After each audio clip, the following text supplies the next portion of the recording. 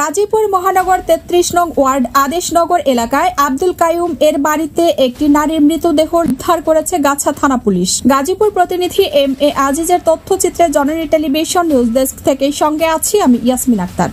আজ দুপুরে গাজীপুর মহানগরীর আদেশনগর ৩৩ নং ওয়ার্ড এলাকায় আব্দুল কাইয়ুম এর বাড়িতে থেকে একটি মৃত নারীর লাশ উদ্ধার করেছে গাছা থানা পুলিশ। ঘটনার সূত্রে জানা যায়, স্বামী স্ত্রী প্রায় ১ বছর যাবৎ আব্দুল কাইয়ুমের বাড়িতে ভাড়া থাকেন এই দম্পতিরা। খবর নিয়ে জানা যায়, বেশ কিছুদিন ধরে স্বামী স্ত্রীর ঝগড়া হয়। নিহতের দেশের বাড়ি টাঙ্গাইল জেলার ধনবাড়ি থানা। গতকাল রাতে ও রাতের কোনো সময় ঝগড়া হয় স্বামী স্ত্রী, এমনটাই বলেন এই বাড়ির ভাড়াটিগণ। নিহত বৃষ্টি ও তার স্বামী নাজমুল ইসলাম নাইম স্থানীয় আপন সোয়েটার কারখানায় চাকুরি করত।